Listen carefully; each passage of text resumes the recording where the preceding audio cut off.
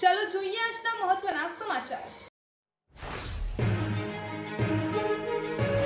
વિદેશ જવાની ઘેલછામાં વધુ એક ગુજરાતી પરિવાર છેતરપિંડી અને લૂંટનો શિકાર બન્યો છે। મહેસાણાના વિજાપુર તાલુકાના વસાઈ ગામના બે યુવાનોને ઓસ્ટ્રેલિયા મોકલવાના બહાને એજન્ટ નિલેશ બ્રહ્મભટ્ટે ₹24 લાખનો સોદો કર્યો હતો। જો કે એજન્ટે યુવાનોને દિલ્હી બોલાવી મહેસાણાના ગેસ્ટ હાઉસમાં પોતાના સાગરીતો મોકલી યુવકના પરિવાર પાસેથી પિસ્તોલની અણીએ લાખોની લૂંટ ચલાવી હતી। મહેસાણાના રામોસણા બ્રિજ પર સોમવારે એક ચોંકાવનારી ઘટના સામે આવી છે, જેમાં મહેસાણાથી ડીસા જઈ રહેલી એક ઇકો કારમાં અચાનક આગ લાગતા આ કાર સંપૂર્ણપણે બળીને ખાખ થઈ ગઈ હતી। બનાસકાંઠા પાસિંગની GJ08BS4162 નંબરની આ કારમાં સવાર ચાલકની સમય સૂચકતાને કારણે મોટો અનર્થ ટળ્યો હતો। દિન પ્રતિદિન સ્કૂલમાં અભ્યાસ કરતા બાળકોમાં મારામારી હવે સામાન્ય બાબત બની ગઈ છે। અમદાવાદ શહેરના નારોલ વટવા રોડ પર આવેલી ઈસનપુર પબ્લિક સ્કૂલમાં પરીક્ષા પૂર્ણ થયા બાદ બે વિદ્યાર્થીઓ વચ્ચે મારામારી થઈ હતી। ક્લાસરૂમમાં બે વિદ્યાર્થીઓના ઝઘડામાં વચ્ચે પડેલા વિદ્યાર્થીને એક વિદ્યાર્થીએ આંખમાં પરિકર મારી દેતા ગંભીર ઈજા પહોંચી હતી। વિદ્યાર્થીને સારવાર માટે હોસ્પિટલમાં ખસેડવામાં આવ્યો હતો અને તેનું ઓપરેશન કરાયું છે।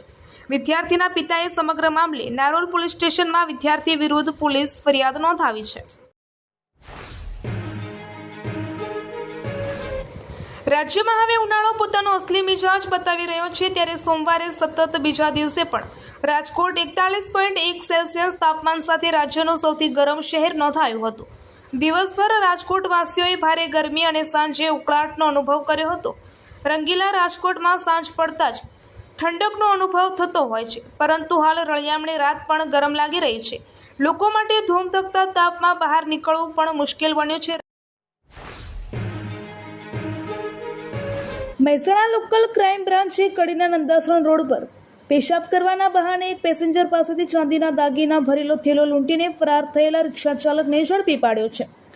પોલીસે આરોપી પાસેથી મુદ્દામાલ જપ્ત કર્યો છે। મહેસાણા જિલ્લામાં મિલકત સંબંધિત ગુનાઓ અટકાવવા અને વણઉકેલાયેલા ગુનાઓનો ભેદ ઉકેલવા માટે એલસીબી સતત કાર્યરત છે। આ કામગીરીના ભાગરૂપે એલસીબી ટીમે નંદાસણ પોલીસ સ્ટેશન વિસ્તારમાં બનેલા આ ગુનાનો સફળતાપૂર્વક ઉકેલ લાવ્યો હતો। ઊંઝામાં આકરી ગરમી વચ્ચે લોકોને રાહત આપવા માટે આરકે ફાઉન્ડેશન અને રોટરી ક્લબ ઊંઝા દ્વારા છાસ વિતરણ કાર્યક્રમનું આયોજન કરવામાં આવ્યું હતું।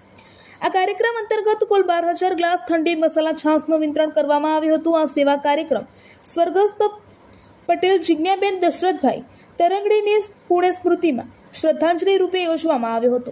આ આયોજનમાં દાતાઓ અને સંસ્થાના સભ્યોનો નોંધપાત્ર આર્થિક અને શારીરિક સહયોગ મળ્યો હતો।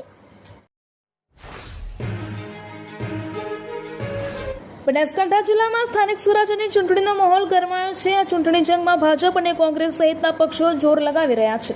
આ અંતર્ગત રાજ્યના નાયબ મુખ્યમંત્રી શ્રી અને ગૃહમંત્રી શ્રી હર્ષ સંઘવી આજે વડગામ પહોંચ્યા હતા। તેમણે વડગામ જિલ્લા પંચાયત અને તાલુકા પંચાયતની બેઠકના પ્રચાર માટે વડગામ એપીએમસી નજીક એક જંગી જાહેર સભાને સંબોધી હતી। દાંતા તાલુકાના બેડાપાણી ગામે ગઈકાલે રાત્રે ગમખ્વાર અકસ્માત સર્જાયો હતો। બે બાઇક સામસામે ટકરાતા આગ લાગી હતી, જેમાં 4 બાઇક સવારો ગંભીર રીતે ઘાયલ થયા હતા। પ્રાથમિક માહિતી મુજબ બંને બાઇક પર કુલ 4 લોકો સવાર હતા। ટક્કર એટલી જોરદાર હતી કે બંને બાઇકમાં આગ લાગી ગઈ હતી અને તે સંપૂર્ણપણે બળીને ખાખ થઈ ગયા હતા। આ ઘટના જંગલ વિસ્તારમાં બની હતી। ડીસા તાલુકાના મુડેઠા ગામના પુલ પર સોમવારે મોડી રાત્રે ટ્રેલર અને પિકઅપ ડાલા વચ્ચે ગમખ્વાર અકસ્માત સર્જાયો હતો। આ ઘટનામાં પિકઅપ ડાલાના ચાલકને ઈજા પહોંચી હતી, જેને તાત્કાલિક સારવાર અર્થે હોસ્પિટલ ખસેડવામાં આવ્યો હતો। પ્રાપ્ત માહિતી અનુસાર ડીસાના રતનપુરથી ખોડલા સુધી નેશનલ હાઈવે ઓથોરિટી દ્વારા ડાયવર્ઝન આપવામાં આવ્યું છે। આ ડાયવર્ઝનવાળા માર્ગ પર મુડેઠા ગામના પુલ પર આ અકસ્માત સર્જાયો હતો। પિકઅપ ડાલો પુલ પરથી પસાર થઈ રહ્યું હતું, ત્યારે પાછળથી આવી રહેલા ટ્રેલરના ચાલકે ઓવરટેક કરવાનો પ્રયાસ કર્યો હતો। બનાસકાંઠા જિલ્લાના વડગામમાંથી અપહરણ થયેલ એક બાળકની તપાસ દરમિયાન પોલીસે આંતરરાજ્ય બાળ તસ્કરીના મોટા રેકેટનો પર્દાફાશ કર્યો છે। Vadgam police local crime branch અને સ્પેશિયલ ઓપરેશન ગ્રુપની સંયુક્ત કાર્યવાહીમાં મુખ્ય સૂત્રધાર મરુગન સહિત 3 શખ્સની ધરપકડ કરવામાં આવી છે. આ ગેંગે અત્યાર સુધીમાં ગુજરાત, દિલ્હી, તેલંગાણા સહિત 4 રાજ્યોમાંથી કુલ 8 નવજાત બાળકોનો સોદો કર્યો હોવાની કબૂલાત કરી છે.